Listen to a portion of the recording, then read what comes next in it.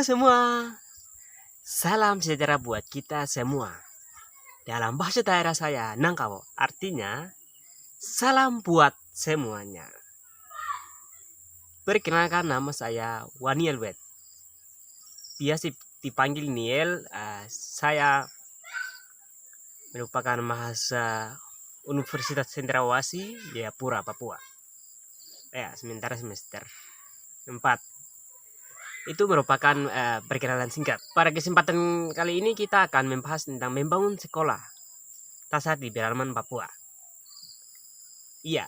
Sebelum kita memulai, saya cerita singkat. Anak-anak Papua sampai saat ini, walaupun Papua di tempat lain maju, tapi di pedalaman masih belum maju dalam skala sektor bidang. Yang kita ketahui pertama, sektor pendidikan. Anak Papua biasa sekarang hidup di pedalaman Papua. Mereka tahu belajar berburu, belajar berkebun, belajar apapun nyala di kampung itu. Itu merupakan warisan hidup mereka, dan itu sebagai tempat jaminan bagaimana mereka tidak bisa dilupakan, dan kita ketahui bersama. Tapi mereka tidak tahu tentang pendidikan luar, dunia luar seperti apa. Yang sekarang bilang dunia modern sama digital, mereka tidak tahu tentang dunia luar. Mereka hanya tahu makan, tidur, berburu, berkebun, tinggal dengan orang tua, biasa-biasa begitu saja. Dalam pola lingkup kurungan mereka begitu. Pemahaman wawasan berpikir memang begitu anak Papua.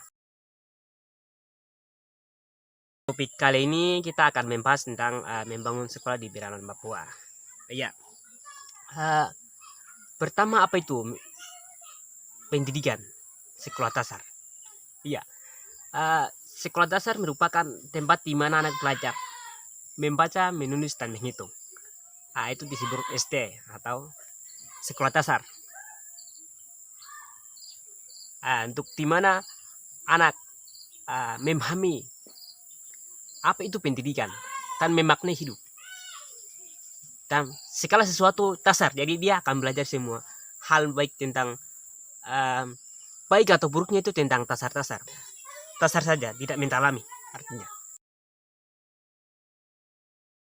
Babak Pendidikan Indonesia Ki Hajat Dewantara mengatakan bahwa tuntunan dalam hidup anak, artinya pendidikan sekolah dasar mengarahkan dia, anak itu belajar tentang lingkungan hidup, belajar tentang budaya, belajar tentang bagaimana dirinya seperti apa, dan dia akan membedakan mana yang baik dan mana yang buruk. Apa manfaat dan tujuan sekolah dasar di pedalaman Papua? Pertama, anak Papua, pada khususnya pedalaman anak Papua, mereka akan mengenal dunia luar melalui membaca, menulis, dan menghitung. Dan mereka akan memahami bagaimana manusia itu bisa berperilaku, baik terhadap sopan atau tidak sopan. Jadi akan membedakan di situ. Dan juga mereka tidak lupa tentang bagaimana tetap menjaga budaya, walaupun pendidikan sebagai budaya adat, tetapi pendidikan tetap sebagai wahana atau sarana untuk bagi membawa pola berpikir mereka ini, supaya mereka terbuka dan memahami dan membaca dunia luar. Itu tujuan pendidikan itu. Yang keempat, tentang anak Papua membuka